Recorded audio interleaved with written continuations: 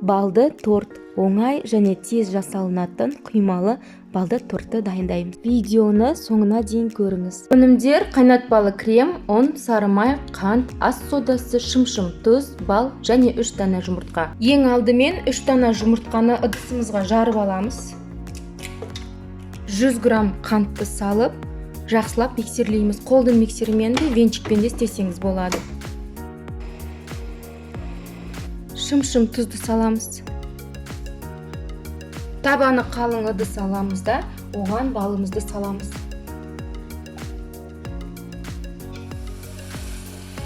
мг бал ерігенше араластырамыз. 1 шай қасық ас содасын саламыз. Қоңырқай болғанша тоқтамай араластырамыз. Біздің бал көтеріледі, көбейеді, оның түсі өзгереді. Біздің сары майды қосып араластырамыз. Көлемінде өскен осындай карамель түсті сұйықтық болып шығады, көбікленген. Бұны енді жаңағы жұмыртқамен қантымызға араластырамыз бірге. Қант еріп, біздің сұйықтық әппақ жұмсақ мамықтай болып шықты. Алдын ала миксерімізді қосып аламыз. Бұл араластырып тұрғанша шетінен құйып тұрамыз. Көп араластырмаймыз. Шет-шетін жинап аламыз. Осыған илеуіштен өткізіп, ұнымызды саламыз. Лопаткамен немесе қасықпен ақырын араластырамыз. Түсі карамель сияқты сұйықтық шығады. Қамырымыз осындай болады. Бұны енді біз пешке пісіреміз.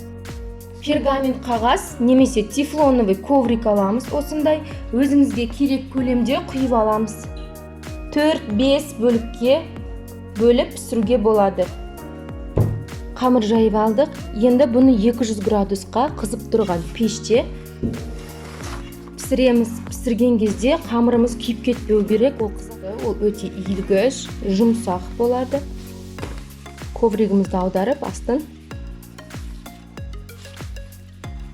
аламыз. Керек диаметрді ыстық болып тұрған кезде белгілеп кесіп аламыз. Өйткені ол ыстық кезінде иілгіш, үгітілмейтін болып шығады.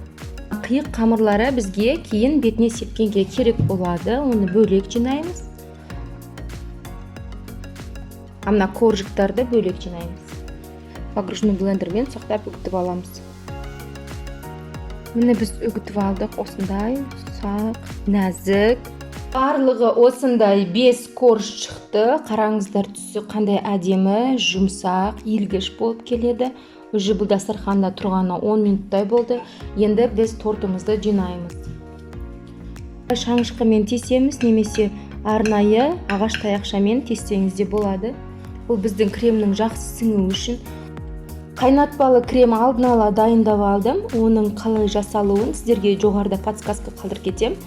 Соны басып, қайнатпалы кремнің қалай дайындайтынын көреңіз.